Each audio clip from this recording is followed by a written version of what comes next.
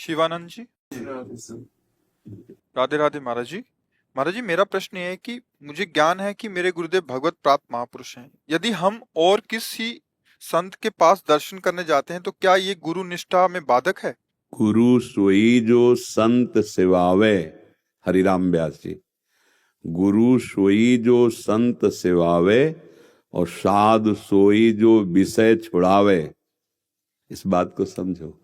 कभी गुरुदेव ऐसी शिक्षा नहीं दे सकते कि किसी संत से दर्शन संभाषण करना नहीं तो फिर हमारी गुरु निष्ठा में फर्क पड़ जाएगा, ऐसा तो नहीं। गुरुदेव तो यही शिक्षा, सब संतों को प्रणाम करो, सब संतों में भगवत बुद्धि रखो, अवसर मिले तो सब संतों की चरण रज उच्छिष्टामृत ग्रहण करो, तभी जाकर के गुरु कृपा का अनुभव होता है।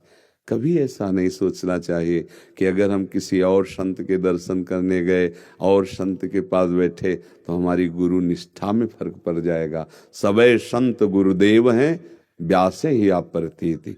हाँ, जब आप सब संतों के प्रति भगवत भाव रखोगे तो गुरु जी बहुत प्रसन्न हो जाएंगे। एक भक्तमाल जी में चरित्र आता है जो पूज्य श्री नाभादास स्वामी जी ने लिखा है। उस चरित्र में आता है कि अपने गुरुदेव को परब्रह्म मान करके एक विरक्त संत खूब सेवा करते थे, पर जब और संत आ जाते तो उनके प्रति वो भाव नहीं होता। तो उनके गुरु जी को इस बात की चुभन रहती थी कि जैसा ये हमसे प्रेम करते हैं वैसा गुरुदेव के भाव से सब संतों से क्यों नहीं करते, क्योंकि सब संत भगवान के निज स्वरूप है, उसमें अंतर थोड़ी। संत सब वैष्णव जन जितने भी किसी भी संप्रदाय के हो वो सब भगवत स्वरूप है। यही शिक्षा तो हम गुरुदेव को कृपा साक्षी मान करके ग्रहण करते हैं। अखंड मंडलाकारम व्याप्तमेन चराचरम। गुरुदेव क्या है? सब संतों के सबके हृदय में बैठे हुए। अखंड मंडलाकारम व्याप्तम एन चराचरम तत्पदम दर्शितम एन तस्मै श्री गुरुवे नमः। तो भिक्षा लेने जा रहे थे शिष्य, तो उनका बेटा मैं कुछ कहना चाहता था, पर जाओ भिक्षा लेकर के आओगे फिर बात। तो वो 10-15 दिन में अन्न भिक्षा करके आते थे और कई महीने चलती थी ऐसी भिक्षा करने जाते। तो जब लौट के आए तो देखा आश्रम में भीड़ लगी हुई। तो उन्होंने पूछा क्या बात हुई? उनका आपके गुरुजी पधार गए। तो उनका ऐसा कैसे हो सकता है? गुरुदेव भगवान ने कहा था कि आप लौट के आओगे तो हम आपको बताएंगे कुछ। वो कुछ आदेश करना चाहते थे। तो उनका आप तो पधार, बोले ऐसा नहीं हो सकता। नजदीक गए और चरणों में प्रणाम किया, निष्ठा पूर्वक कहा गुरुदेव मैं आपको साक्षात परब्रह्म मानता हूं। आपने कहा था कि लौट के आओगे तो बताएंगे, तो आप पधार कैसे सकते हो? उठ के बैठ गए। उसमें चरित्र में निष्ठा में बहुत बड़ी था।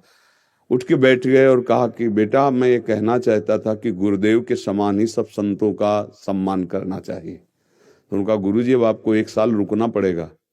1 साल हम संत सेवा करेंगे, जब आपको ये दिखाई दे कि सब संतों के प्रति गुरुदेव जैसा भाव है तो फिर आप अंतर ध्यान हो जाना।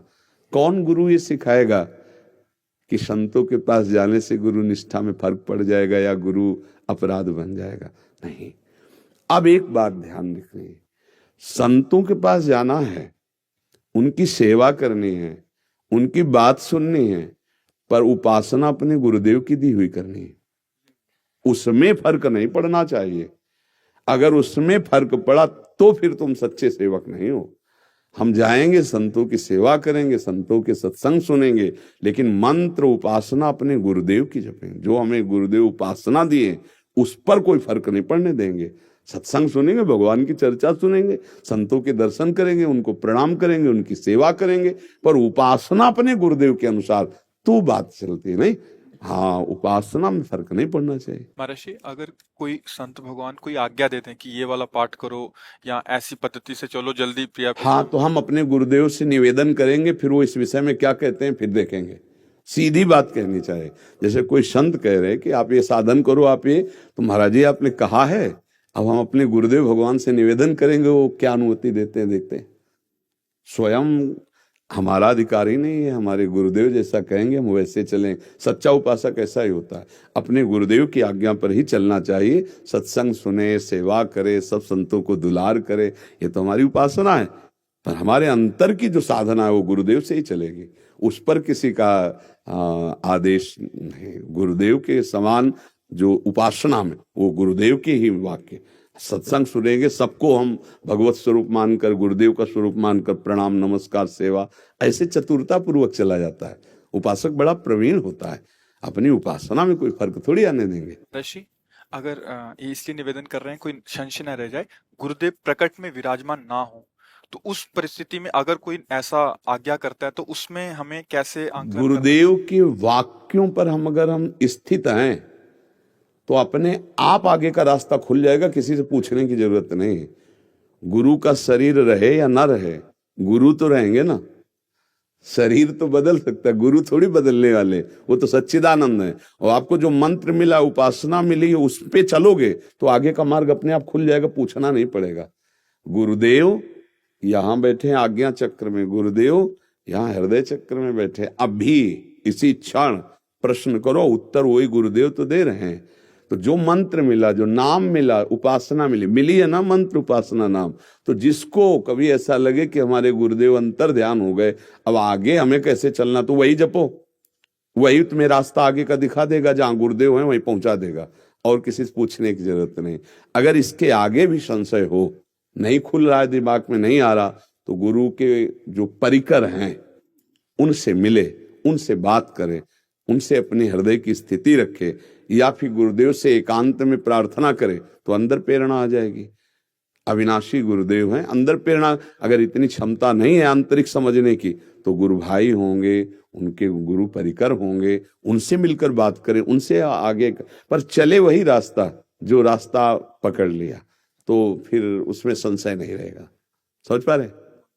महाराज, राधारानी कृपा से हम ऐसे संतों से मिले हैं जो एकांत में भजन करते, ठाकुर जी से साक्षात बात करते हैं।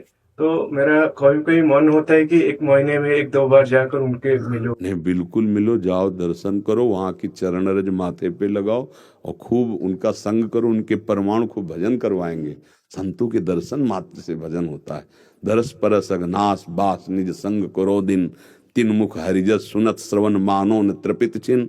अगर हम संतों का दर्शन, संभाषण, स्पर्श प्राप्त करते तो भजन तो बढ़ेगा ही, और प्रभु से प्रेम होने लगेगा, सीधे प्रेम हो। तात स्वर्ग अपवर्ग सुख धरी तुला एक अंग, तूल न ताहि सकल मिल, जो सुख लव सत्संग। क्षण मात्र के भगवत प्रेमी महात्मा के दर्शन से प्रेम जागृत हो जाता है, जो अत्यंत दुर्लभ है। उसकी समानता ना स्वर्ग से ना मोक्ष से की जा सकती है। ये तो जाना चाहिए बच्चा, और दर्शन करना चाहिए।